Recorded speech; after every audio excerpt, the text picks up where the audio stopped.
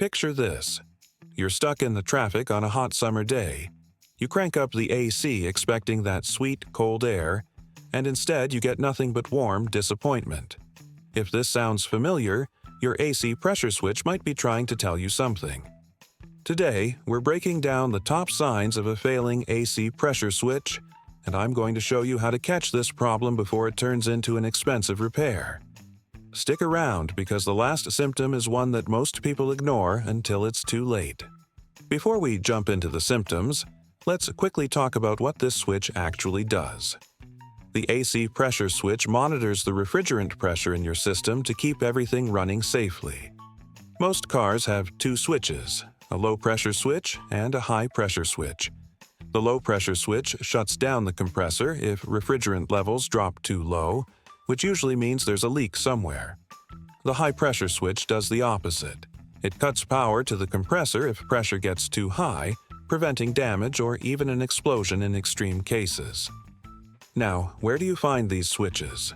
The easiest way is to follow your AC lines under the hood. The low-pressure switch sits on the larger refrigerant line, typically before the compressor. The high-pressure switch is on the smaller line. Depending on your vehicle, you might also find them near the condenser, the receiver dryer, or mounted on the firewall. Some manufacturers like to hide them under covers, so you may need to poke around a bit. Alright, let's get into the symptoms. We're going from the early warning signs to the more serious ones, so pay attention because catching these early can save you hundreds of dollars. The first symptom is a check engine light. Now, I know what you're thinking. The check engine light comes on for 1,000 different reasons. You're right, but if your AC has been acting weird and that light pops on, you'll want to scan for these specific codes: P0530, P0531, P0532, or P0533. These codes all point to pressure switch issues. Head to your local auto parts store and they'll scan it for free. I had a buddy who ignored his check engine light for months, figured it was no big deal. Turns out it was a faulty pressure switch that eventually fried his compressor. That mistake cost him over $1,200. The second symptom is intermittent cooling. 1 minute your AC is blasting ice-cold air, the next minute it's barely cool or even warm. This on and off behavior happens because the pressure switch can't regulate the compressor properly anymore. A healthy switch turns the compressor on and off in smooth cycles to maintain your set temperature. When it starts failing, those cycles become erratic. You might get cold air for 5 minutes, then warm air for 10, then cold again. It's frustrating because you never know what you're going to get, and your car never reaches a comfortable temperature. The third symptom is a clicking noise from under the hood. If you hear a repetitive clicking sound when the AC is on, that's the compressor clutch rapidly engaging and disengaging. The pressure switch sends signals to the clutch telling it when to turn on and off. When the switch malfunctions, it sends faulty signals and the clutch starts cycling way too fast. You can actually hear this happening. Click, click, click. It sounds almost like a relay rapidly switching.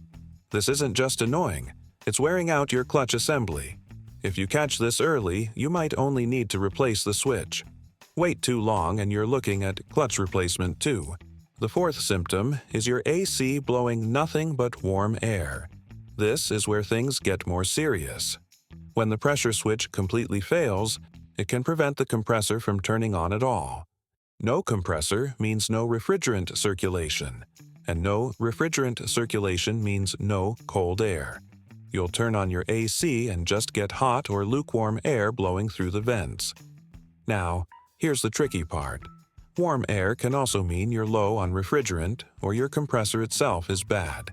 That's why it's important to check refrigerant levels first. If your levels are good and you're still getting warm air, the pressure switch is likely the culprit. Before we continue to symptom 5, go ahead and hit that subscribe button. It takes 2 seconds and it helps me keep making videos like this. I'll wait. Alright, thanks for subscribing. Let's keep going. The fifth symptom is the compressor clutch not engaging at all. This is related to symptom 4, but it's worth calling out separately. Pop your hood, While someone turns on the AC, watch the front of the compressor. You should see and hear the clutch engage with a solid clunk. If nothing happens, if there's no movement and no sound, your compressor isn't getting power. A failed pressure switch is one of the most common reasons for this. The switch is basically telling the system there's a pressure problem, even when there isn't one, so it refuses to let the compressor run. This is actually a protective measure gone wrong. The switch is trying to protect your compressor, but instead it's making your AC completely useless. The sixth symptom is your AC getting stuck in economy mode. Some newer vehicles, especially European brands like Audi and Volkswagen, have an economy mode for the AC system. This mode reduces compressor load to save fuel. Normally, you can switch between regular AC and economy mode. But if your pressure switch fails, the system might force itself into economy mode and stay there. You'll notice the air isn't as cold as it should be, and you can't switch back to regular mode no matter what buttons you press. This happens because the faulty switch is telling the car's computer that something is wrong with the pressure, so the computer limits AC performance to prevent damage. The seventh symptom is refrigerant leaks around the switch itself. Over time, the seals inside the pressure switch can degrade. When this happens, you might see oily residue around where the switch connects to the AC line. Refrigerant mixed with compressor oil creates a greasy film. If you spot this, your switch isn't just failing electrically, it's also compromising the sealed system. This is a double problem because now you're losing refrigerant and the switch isn't working properly. You'll need to replace the switch and recharge your system. The eighth symptom is unusual pressure readings if you have a gauge set. If you're the type who likes to dig deeper and you have an AC manifold gauge, hook it up and check your pressures with the engine running and AC on. Normal readings vary by vehicle, but generally you're looking at around 25 to 45 psi on the low side and 150 to 250 psi on the high side. If your gauges show normal pressure but your pressure switch is telling the system to shut down anyway, that's a clear sign the switch has gone bad. It's giving false information to your car's computer. Now here's the ninth and most serious symptom. Your radiator fan running constantly even when the car isn't hot. This is your vehicle's last-ditch effort to protect itself. When the pressure switch fails and starts sending wrong signals, the car's computer thinks the AC system is overheating. To compensate, it runs the radiator fan at full blast all the time, trying to cool everything down. You'll hear that fan roaring even on cool days, even at idle, even with the AC off. This constant operation wears out your fan motor and can drain your battery if the car sits. More importantly, it's a sign that your AC system is in distress.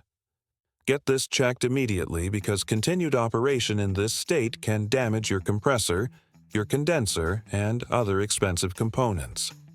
So, what do you do if you've identified a bad pressure switch? The good news is the part itself isn't crazy expensive. Most pressure switches run between $20 and $60, though some luxury vehicles can hit $100. The replacement process is usually straightforward. You'll need to recover the refrigerant first, swap the switch, then recharge the system. If you're handy, you can do this yourself with the right equipment. If not, expect to pay a mechanic anywhere from $100 to $300 for the job depending on how easy the switch is to access on your particular vehicle. One important note. Most modern AC systems have built-in check valves that prevent refrigerant from escaping when you unscrew the pressure switch. But not all vehicles have these. So confirm this for your specific make and model before you start wrenching. The last thing you want is to release refrigerant into the atmosphere. That's bad for the environment and illegal in most places. Here's my pro tip for extending your AC system's life. Keep your condenser clean. That's the radiator-looking thing in front of your actual radiator. When it gets clogged with bugs, dirt, and road debris, your AC has to work harder and pressure builds up. Higher pressure means more stress on your pressure switches. A quick spray with a garden hose every few months can prevent a lot of headaches. Just spray from the engine side out to push debris forward and out, not deeper into the fins. All right, now I want to hear from you. Have you dealt with a bad AC pressure switch before? What symptoms did you notice first? Drop a comment below and let me know. And if this video helped you out, hit that like button and subscribe for more car repair tips. Check out the video on screen right now where I break down other common AC problems and how to fix them. Thanks for watching, and I'll see you in the next one.